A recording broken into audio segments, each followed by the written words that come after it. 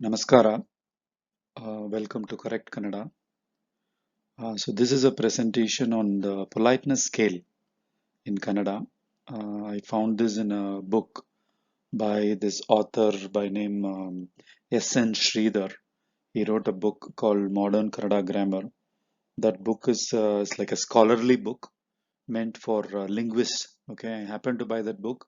So in that book, I found one interesting table relating to politeness. So that is the base of this presentation. Okay, let me move forward. Okay, quick review of imperative mood. So we need to understand imperative mood in order to understand the politeness scale. Imperative mood is what? It is basically a request or command. If you want to request or command somebody who is a second person in front of you, then you use the imperative mood. Madu, right? Madu means do. You're asking the person to do something, right? We know Madu and Madi. Madi is with respect. Now, I'm just going to expand that concept of with respect, right? And give it a politeness scale. That's what we will see in the next slide. So let's just review imperative mood first. Madali means let him do. Okay. This is for a third person. When you want to say let him do that work, then you will say avanu madali or avaru madali. Okay. Then madla, madala, nanu madala, shall I do? Then this is your first person question. Interrogative way we are asking whether can I do that work or shall I do that work? Or can he do the work? Or can he go? Avanu hogla, right? Nanu hogla, can I go? Like that. For that all, you use this madla. Okay. So this is basically the concept of imperative mood. Now, I'm going to take the second person imperative mood form and then give you a complete politeness scale in Kannada. Okay. Now, one thing that we have to understand is in the Kannada verb root. The verb root itself is the second person singular imperative mode. That is Madu, Nodu, Hogu, Tinnu. All these are actually instructions or request or a command. Okay. And they are also the root of the verb. Now, Kannada politeness scale is built on imperative mode. This is what I said. Okay. Let's move on. Politeness suffixes. Let me just go through the suffixes and then I'll show the table in the next slide. By adding different suffixes to the verb in the second person imperative mode, we can indicate different scales of politeness in Kannada, which is what I'm going to show in the next page table. The suffixes are u, which is common for masculine and feminine. O is typically a suffix used for masculine. A is used for feminine. R, r is used for plural. It could be masculine and feminine. L is used for ultra casual, okay, or almost like scolding.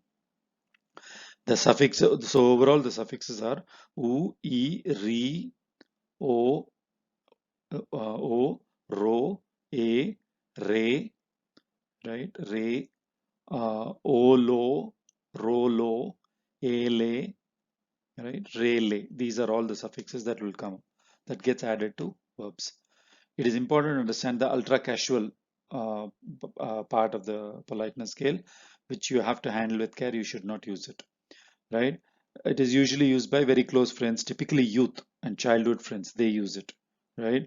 People, when you're in a formal environment, don't use it. Okay, it is also used in intimate relationship, either to indicate closeness or for abuse, scolding, or irritation. So typically the natives use it. We being non-natives preferably don't use it, right? Unless we want to practice it on our own spouses, and as long as they don't mind or they don't know the language, then it is fine. Okay, this is the table.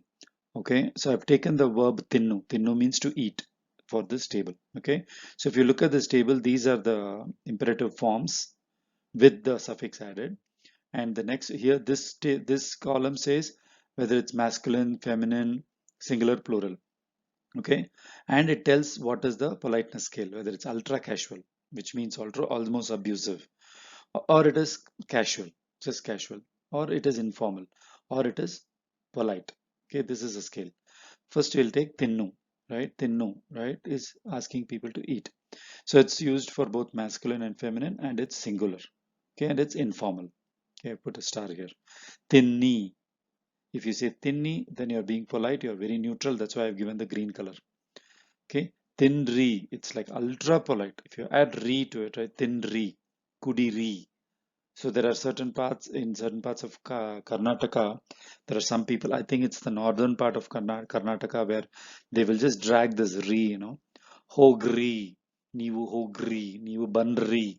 They will say like that. It will be the re, they will just drag it, right? But it means it's like very polite, okay? Tinri, if you say, okay? Tinni is just enough, just polite. Tinri is like ultra polite. Then tinno, if you say tinno, it is masculine, singular, casual, okay? If you say tinro, it's masculine, plural, and it's used only for plural and it is casual. Then if you say thinne, right, thinne, then it's feminine, singular, casual. Then thinre, right, again it's plural, okay, casual, okay.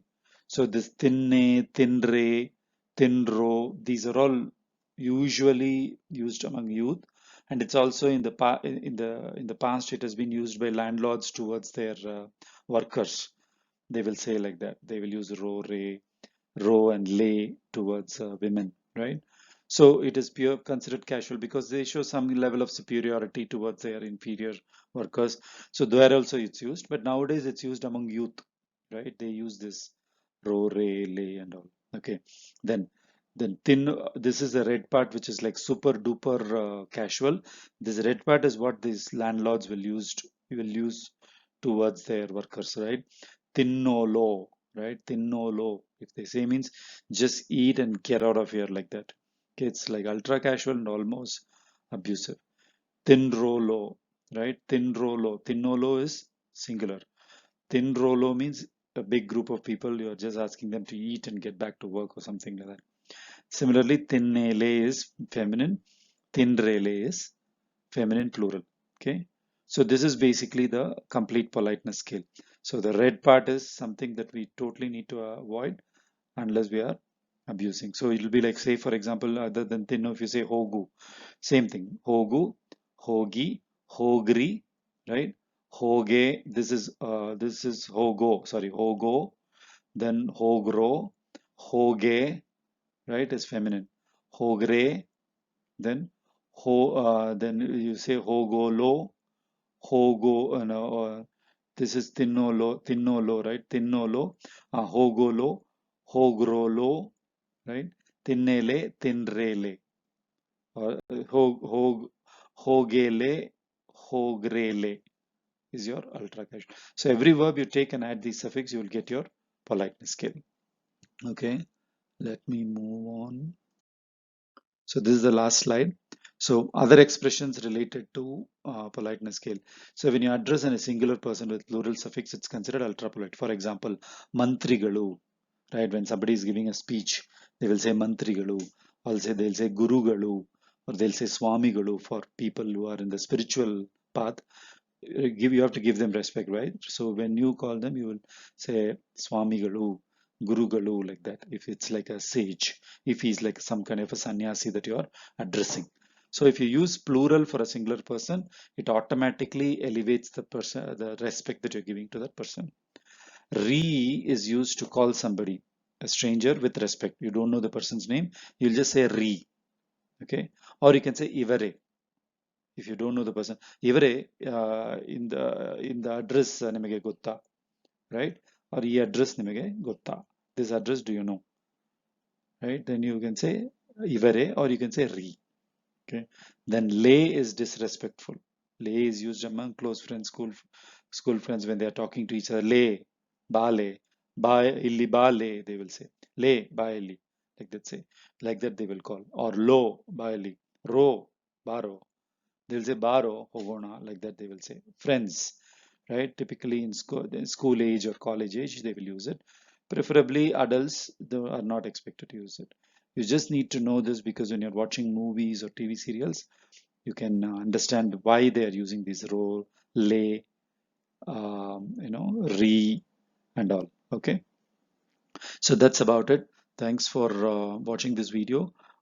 Please, if you have any questions, please write to correctcanada@gmail.com. I check this email regularly and I can answer your question. ಧನ್ಯವಾದಗಳು.